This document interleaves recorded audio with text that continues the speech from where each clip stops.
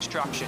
They're the ones, the plumbers, the carpenters, the pipe fitters, you name it. They're the ones doing all the work to build the houses. And now what these Liberals want to do is they want to actually take that away, have modular houses built in factories where there will be no skilled trades. So this is going to have a disastrous effect. You're not going to have red seal carpenters working in a factory to build modular homes. The members across are laughing, which just displays their ignorance on how the trades work and the general disregard that the Liberal government has had for trades, and especially for unionized tradespeople. Which brings me to another point, which is the fact that for the first time in Canadian history, there actually isn't a Minister of Labour. Now, this is actually a pretty shocking discovery. They're going to say, no, no, no, we've got this guy. He's the Secretary of State for Labour. Yeah, it's like the person who sits at the kids' table at the wedding, right? They're kind of there, but they don't really matter that much. They're not at the big person table, which is the actual cabinet table. And what have unions said when they describe this? They have called it, let me just quote here. Joseph Mancinelli from La Una said, if the Canadian government respects labourers, perhaps they'll start with a Ministry of Labour, right? And went on to call it a slap in the face. That's what it's been described. Even Cpac said it's not just disappointing, but frankly, it's insulting. So when you look at the lack of labour mobility that's in this allegedly bill that's supposed to help, and there's none, when you look at them pushing for modular housing, which will push out the trades, when you look at the fact that there's no Minister of Labour, people in the labour movement know exactly where this Liberal government stands. Don't even get me started on taking away the right to strike through their Section 107 referrals. This is a government that has absolutely no respect for labourers and unions in this country, and the labour unions know it. Now, let's talk about this actual one aspect of the bill that I find particularly troubling, which is the ministerial designation. So the minister gets to pick the proponents of these projects. I mean, how can you ever think that this is going to go well from a government that was responsible for the Green Slush Fund and GC strategies? Now they get to pick the people to get these billion-dollar projects.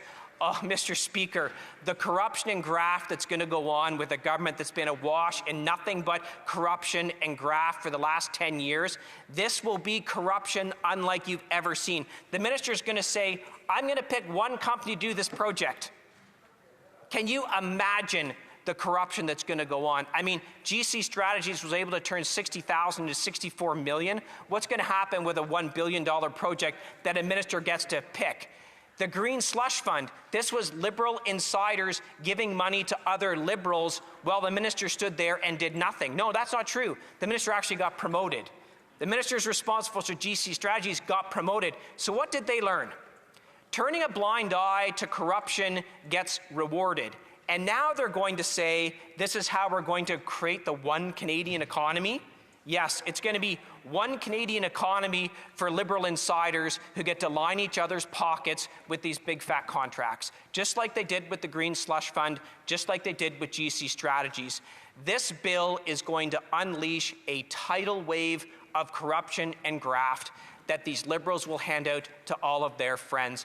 It's not what Canadians need. It's not what unionized workers need. It's not what tradespeople need. It's another big fat failure by a corrupt Liberal government. Not a new Liberal government, the same old Liberal government who's going to reward their same old buddies with these big fat contracts. Thank you, Mr. Speaker. Questions and comments? Member for Winnipeg North. Thank you, Mr. Speaker. Wow, that was a mouthful coming from the member opposite. I tell you, talk about misinformation or just completely misguided. Whether it's, you want to talk about housing, let's talk about the 6 houses your Pierre Poilievre built when he was the Minister of Housing that we still don't know where they're actually located, not to mention modular homes, suggesting that there's no skills that are involved in developing of modular homes. But let's get on to the bill itself, Mr. Speaker. We had a very clear mandate on April the 28th to build one Canadian economy. It's as straightforward as that. This bill is something that's going to make a difference. It's a part of the discussions even that have taken place with all the different First Ministers in anticipation that we'll be receiving the bill. Will the member not get on side with reality and what it is that Canadians Member for Dufferin-Caledon. So I spend a good deal of my speech talking about the opportunity for continued ministerial corruption from a corrupt Liberal government, and his pushback is Pierre Poilievre built 6 houses. Well, that tells you exactly what's going to go on with the corruption with respect to this particular piece of legislation. And he said, and all his pushback on the skilled trades was, there's not going to be any skills involved in building a modular house. Of course there is. Factory workers have lots of skills. I talked about skilled trades.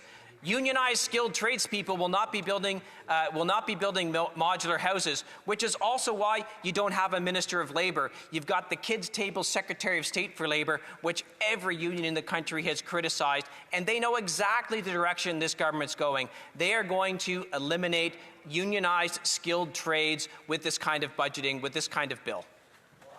Questions and comments? The member for...